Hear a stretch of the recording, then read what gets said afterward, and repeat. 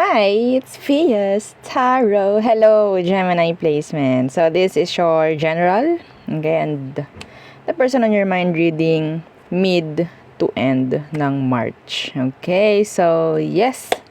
Again, before tayo mag-start, kung hindi ka pa nakapag-subscribe, please do subscribe and hit the notification bell para lagi po tayo maging updated sa mga pangyayari pa lang. And yes, kung may tanong po pagdating sa private reading and sa ating mga charms and iba nating items, just message me lang po. No, sa akin pong FB page o FB. FB page, oo. So, yung legit po, yung merong check, oo, sa tabi po ng ating pangalan na Fias Tarot. Okay, so, sa mga bago, syempre, ito yung ating cord cutting necklace. So, siya po yung tagapag-alis ng mga pabigat, oo, yung mga nagbibigay ng alat or MALAS, no, sa inyo. So, kung pwede po itong gamitin sa business, pwede rin po yun sa bahay at pang sarili. Okay? So, kapag po gagamitin sa business, lagay nyo sa kaha or lagay nyo sa front door kung saan napasok mga customers. Or, kapag sa bahay, sa main door po isasabit. Okay? So, again, sasabihin po kung saan po gagamitin. Oo. So, kung sa business ba or sa bahay ba. Kasi matik, kung wala kayong sasabihin, pang inyo yun. Okay, matik, kung wala kayong sasabihin, under po ng name nyo, gagawin. Okay, so next yung ating 2-in-1 Love and Money Bracelet with Citrine Stone. So ito po ay, sabihin nating unisex dahil charm po siya, no? Oo, naka-bracelet lang siya na form. Pero yes, pwede mo siyang ilagay sa red pouch. Okay? So ito po is nakakapag-attract, nakaka-magnet ng mga gandang connection, ganun rin po pagdating sa kaperahan, syempre. No? So plus na rin po yung citrine dito. Oo, yung citrine stone po is money magnet po yan, ha? Ang ganda, oh. Shining, shimmering siya, oo. Nagmamalaki na naman siya, di ba? Ang ganda. Ang ganda lalo nito sa personal. Yes. Ano siya batiin. Oo. Kaya madalas yung mga nagpapagawa niyan, ilalagay lang talaga nila sa red pouch. Oo. Madalas hinahawakan kasi ng ibang tao. Yan. Next, yung ating granter necklace. So, siya naman yung taga-grant ng inyong mga minimithi, no? So, yes. Again, maging responsible po tayo sa mga hinihiling, okay? Sa mga ginugusto. Yes, kasi hindi naman dapat lahat, no? Okay, magkaroon po tayo ng limit, no? Kasi siya, wala siyang limit. Opo. No? So, kayo na lang po ang mag-adjust kung ano yung dapat at kung ano yung hindi, i-wish. Okay? So, again, aside doon sa mga pwede nyong i-grant, magbibigay ito sa inyo ng surprises at least twice per week. Safe na yon, okay? Na twice per week. Pero kung maganda ang frequency at energy mo, so syempre, mas marami, no? So yung ating mga evil eye protection, so yan sila. Oo, so ito po is unisex po, no? Unisex yung mga yan. So ito yung ating necklace, ito yung ring natin, adjustable po siya, no? And meron din tayo mga bracelets na evil eye protection. So, ano pa? Yung ating cleansing kit. Oo, na napaka-important. Ganun rin po. No, ito rin yung ating healing oil. So, si healing oil, 30 ml. Oo. Ito sa totoo lang, hindi mo to madalas gagamitin. Okay? Hindi mo siya madalas gagamitin. So, sabihin natin kasi nakakapagtanggal, paggaan talaga siya ng pakiramdam, no? So, papaalisin or aalisin ito yung mga, sabihin nating stress na nararamdaman mo, yan, mga ganyan. This is so calming, soothing. Oo, ganun yung effect niya. No, anyway, so, yan, pwede po yan sa mga masasakit sa katawan, mga hilo, mga stress, yan. And sa mga na-anxiety, mga nahihirapang matulog sa gabi. So, pwede po to, no? And ganun rin po na panglangis po sa mga mutya, kung meron kayo, sa mga charms, and sa mga medallions, no?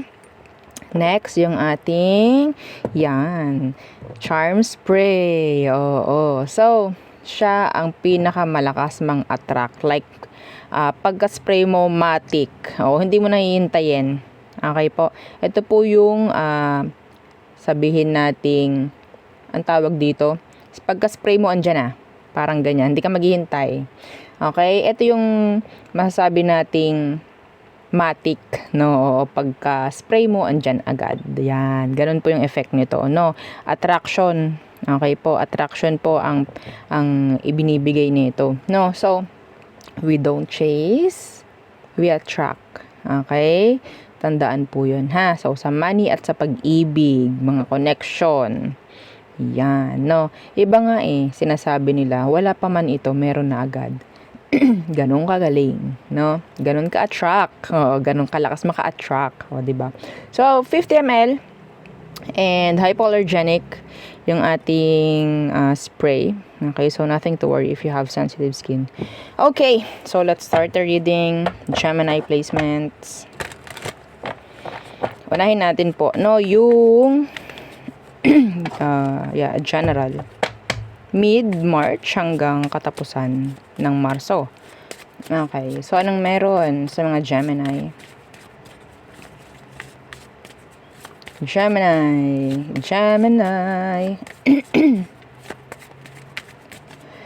Gemini. Anong meron? Bad health. So, tingnan natin. Mamaya, clarify natin, ha. Sudden wealth. Ito yung maganda dyan, no? Okay, what else? Number 777. Pwedeng maging angel number mo yan. Oo. Mature woman or man. Okay. So, tingnan natin. Anong meron dito sa bad health?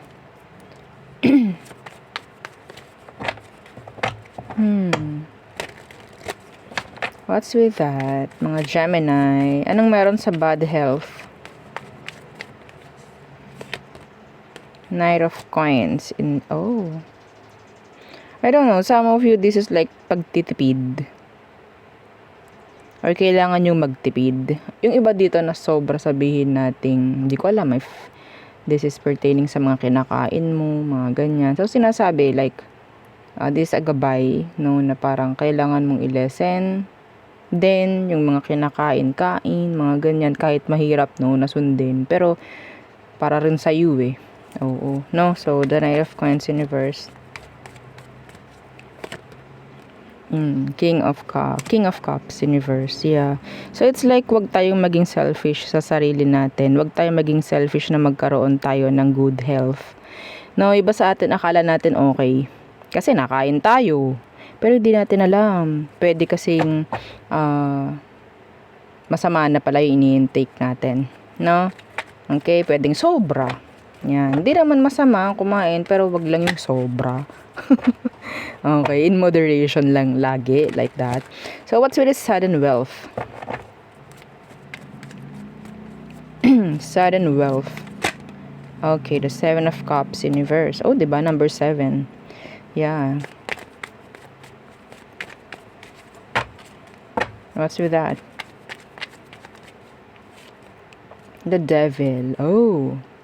So, medyo, may pera na darating, actually, ngayong Marso. Mid. Okay, kalagitnaan ng Marso hanggang katapusan. Pero nakuha ko dito is like, andun yung paggasta. Pangit na pamamaraan ng paggastos or pamimera. Okay, so, kasi ang nakuha ko po dito, hindi paghihirapan yung perang darating. Kaya, andun yung energy na parang lubos-lubos, lustay. Parang, ang tawag dito, one day millionaire. Yung energy. Hindi nyo to pinaghirapan tong pera na to It's like parang, I don't know, kung bigay lang or biglaan lang nagkapera, something like that. Pero, yeah, the devil is here.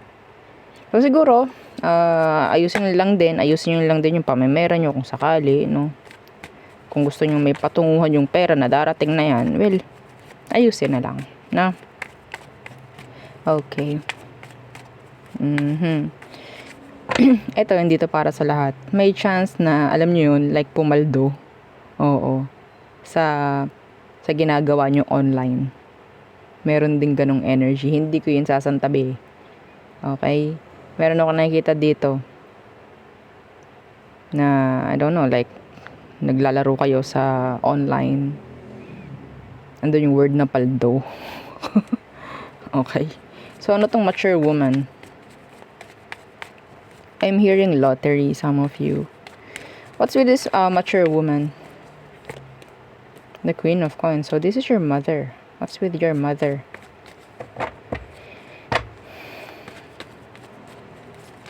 Pwedeng sabihin nating may connection na mangyayari, if ever. Kung kayo is hindi nagko-connect. 10 of Coins. May paggastos kang gagawin pagdating sa nanay mo or tatay mo, mother or father figure, I think. Okay, may paggastos. Hindi ko alam. Sabihin natin gagastosan mo lang talaga yung magulang mo, mga ganyang bagay. Okay? Yeah. I think this is like a sign of appreciation. Yeah. Anyway, that's nice naman, no? Meron kang something bibilin sa kanya, like, medyo mahal. Yeah, pricey. Sign of, sabihin nating love mo for them. That's nice, no? Sana nga matupad yung ganyan, no? Yung mga marunong mag-appreciate. Oo, 'di ba? So, magbibigay. Anyway, so we have here 31, 11, and 6. Kung meron ka na minamanifest na sana may maibigay ka sa magulang mo ngayong buwan, I think pwedeng maibigay mo. Claim mo share mo tong video 7 times. Okay? Napaka-significant tong number 7 dito. Okay? So, yeah.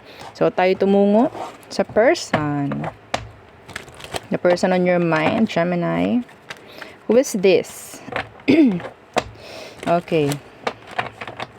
Gemini. The person on your mind. Who's this? Tok, tok, tok. Who's this? The 6 of Cups. Oh. Okay, pwedeng nagkaroon kayo ng malalim na connection ng taong to. I'm hearing soul recognition rin. So, what's with that 6 of Cups? Oh, the 3 of Coins. May mga napapag-usapan lately. Okay, may mga napapag-usapan na hindi totally nami-meet. Okay, so sabihin natin may mga pangako dito, may mga meeting na nangyari sa inyo. Matagal na kayo nagsasama. Iba po sa inyo, pwedeng magkasama kayo sa trabaho. Or nakasama mo to sa trabaho. Mga ganyan. Or maybe both of you, parehong nagtatrabaho. Okay? So, may nangyaring third party sa iba. Because of this. Pero naging okay naman na fix na. Or pwedeng may mga napapag-usapan kayo about the nangyaring issue. Could be the third party nga, no? So, tingnan natin anong meron. Anong meron sa person mo ngayon? Are they really serious about sa mga plano, sa mga ginagawa, or sabihin natin sa mga napapag-usapan ninyo? Yan. Seryoso ba siya talaga? The 2 of Cups. Okay. So, meron ditong offers, no? Like, palitan. Oo, parang ganyan. 2 of Cups. And the 8 of Swords. Okay, the Empress. So, I am seeing here progress, no? So, sabihin natin nagiging honest yung person sa'yo, like emotionally, intentionally, yan, mga ganyan. Nagiging open. Yeah. So, yun nga, the 6 of Cups and the 3 of Coins, pwedeng mga pag-uusap na parang pertaining to, sabihin natin, pagle-level up. Okay? So, tinatanong mo kung tunay ba, totoo ba, seryoso ba? I think so. Yeah. That is nice. That is nice.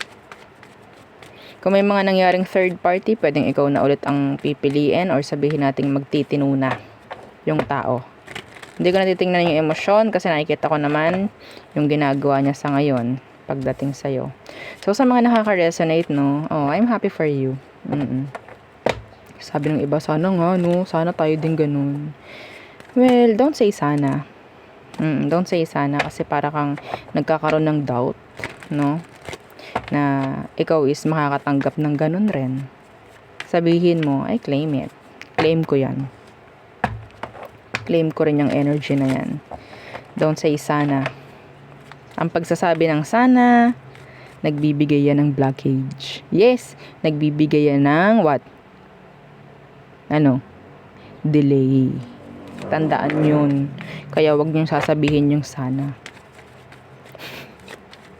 Para kasing umaasa eh. Okay. So, anong next action pa ng taong to? Bago mag-end ang March. The King of Pentacles in reverse. Yan, may offer na nga. Oo. Sa mga hindi nga nagawa noon, mag-step up na tong taong to. And handa na siya mag-commit.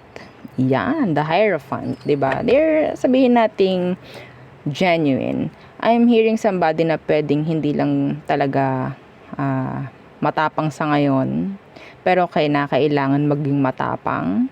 Andun din yung takot ng tao kung sakali. Okay, pero yes, alam niya na ito yung dapat.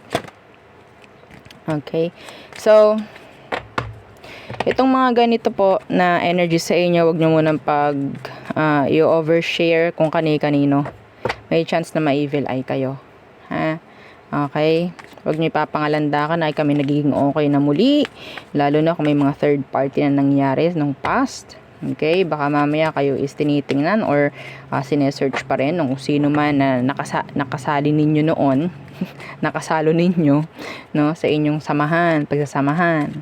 So, mas maganda maging muna tayo, secretive.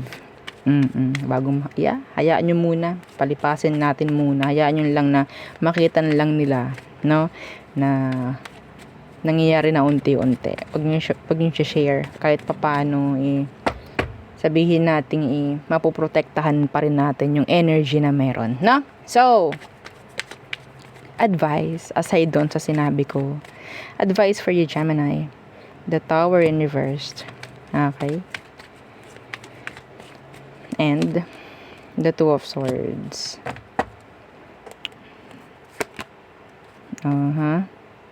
So, hindi rin masasabi dito na sabihin natin totally ikaw is 100% magtitiwala na.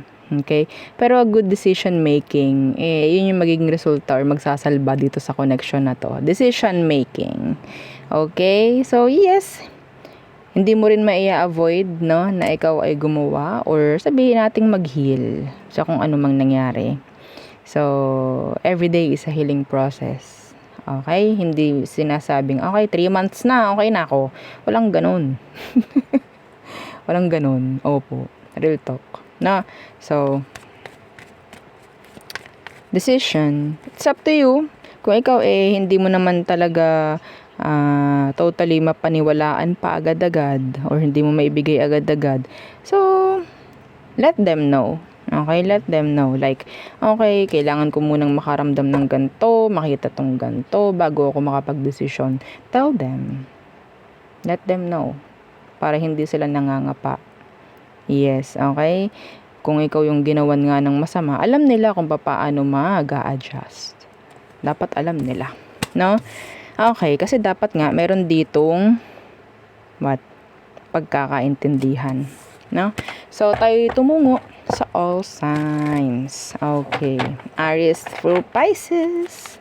For you, Gemini placements. Again, don't forget to like, share, and subscribe. Magaganda yung nangyaring reading, no? Pagdating sa general mo. So, mas okay na i-share din, no? 7 times. Okay.